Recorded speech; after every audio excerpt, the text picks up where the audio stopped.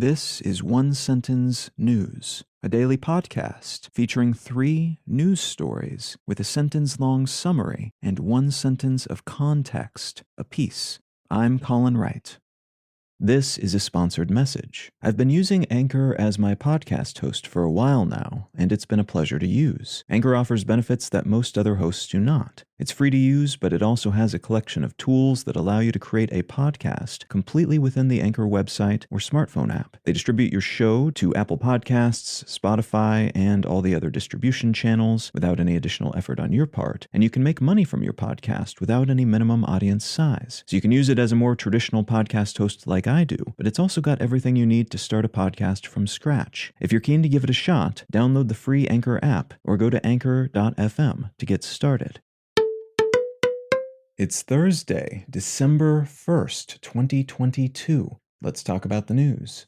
From Axios, House passes legislation to avert economically devastating rail strike. The U.S. House of Representatives has passed a bill that, if passed by the Senate and signed by President Biden, would avert an impending railroad workers' strike that economists have said would cost the country about $2 billion a day. This bill has been a tricky tightrope to walk, as on one hand, none of these politicians want the country to suffer the economic losses such a strike could inflict. But on the other hand, the railroad workers who have been threatening to strike have been doing so because their employers have refused to give them any paid time off, despite the wild and extended hours they work. What this legislation did was force a new contract on the industry, one that includes 7 paid sick days. The majority of House Republicans refused to back the bill, but Senate Minority Leader Mitch McConnell has said he will work with the Democrats to get it passed as soon as possible. From Reuters, Chinese astronauts board space station in historic mission. 3 taikonauts have arrived at China's orbital space station to replace 3 others who were already aboard, marking the first ever crew rotation at this new station and in the country's history. This was the last of 11 planned missions, during which the space station was assembled, the first of which was launched in April of 2021. It also demonstrated that the small station could at least temporarily sustain 6 people simultaneously, which is another milestone for the Chinese space program.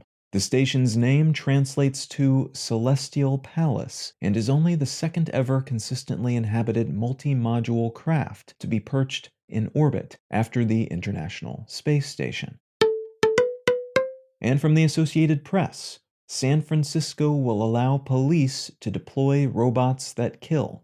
City supervisors in San Francisco have voted to give local police the power to use lethal, remote-controlled robots when an emergency warrants doing so. There were strong objections to this policy, and though the San Francisco Police Department clarified that they had no intention of arming robots with guns, their further clarification that they would arm them with explosives doesn't seem to have had the calming effect that was perhaps intended.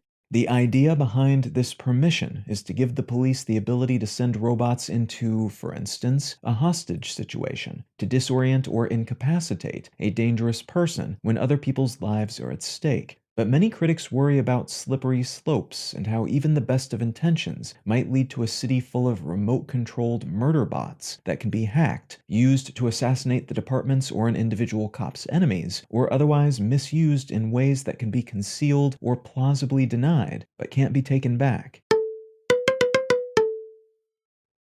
If you're finding some value in One Sentence News, consider leaving a quick review wherever you get your podcasts and or sharing the show with a friend. You can find out more about this show or subscribe to the email version at onesentencenews.com, and you can support this and other related projects like the Let's Know Things and Brain Lenses podcasts at understandery.com.